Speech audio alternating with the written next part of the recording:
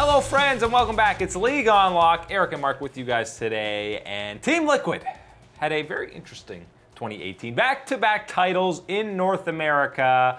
A subpar performance at MSI, but they turned it on at the end. And stop me if you've heard this before. A subpar performance at Worlds, but they turned it on at the end. But it was a little too late. They got the win against EDG. I gotta say, if you are a die-hard, long-term Team Liquid fan, which I don't know how many of them are. You're happy with this year. You're happy, absolutely. You're thrilled. This is beyond your expectations of what you thought was possible for your organization. The big-time money spending of Steve.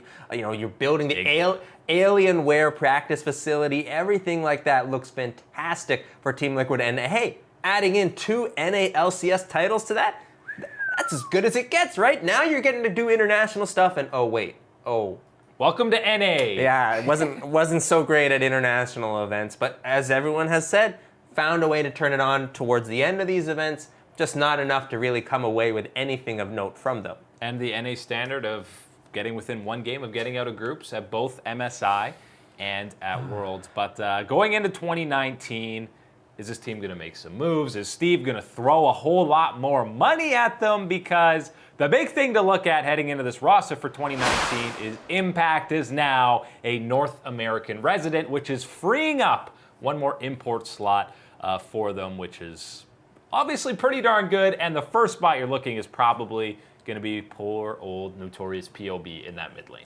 Yeah, it's a little funny story. When Ole was getting confirmed as an NA resident, they said, we got to ask you one more question, Mr. Impact. And he just said, let's get this bread. And they said, you speak Menglish? You're good enough for here to be an NA resident. Added him in there. But in all seriousness, getting him as an NA resident is a big boon here for the Liquid roster here, because not only does he provide you some pretty darn top level at times gameplay in the top lane, specifically on those tanks, I will say, but he does provide you that level of stability that you need if you're going to be a competitive team here, and especially if you want to be doing stuff on the international stage. Impact has shown us enough of those performances to warrant wanting to have him here, and especially thinking that it's going to be a very good thing to have him as a resident.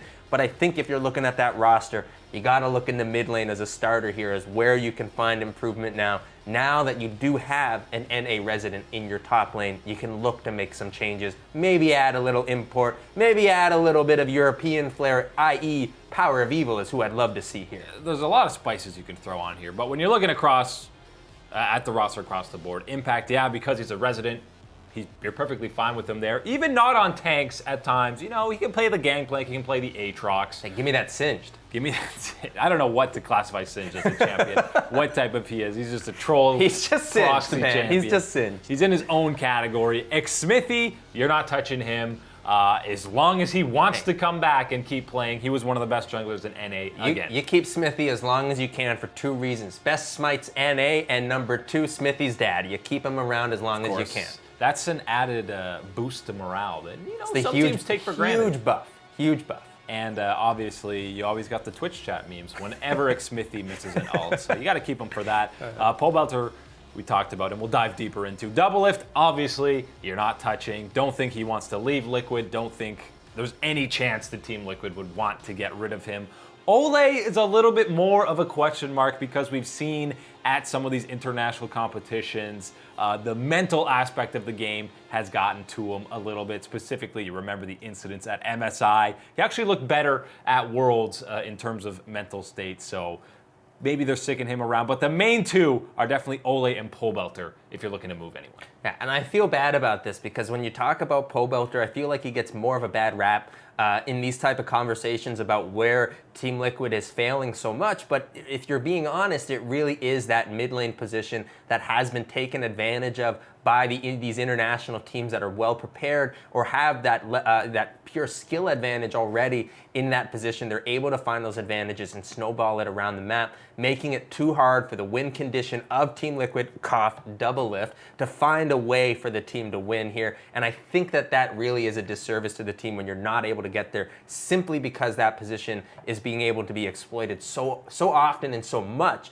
on the international stage once you've gotten there. So I can't help. Hey, sorry, Pobe. I think that's where we got to be improving Team Liquid. If you're going for anything more than domestic success, if you want to just stay and be winning NA LCS titles, stay with Pobelter, stay with this Team Liquid roster. You're going to be top 3, no problem. But if you want to get some stuff done here at these international events you're going to earn your ticket to, you're going to have to find a replacement. And some of the guys that are available really just depends on how much money Steve is willing to throw out at some of these guys coming in from different regions, because like I said, you're going to have that new import slot. So Froggen's a free agent. He said he wants to come back in the LCS, either NA or EU. We know Power of Evil likes money.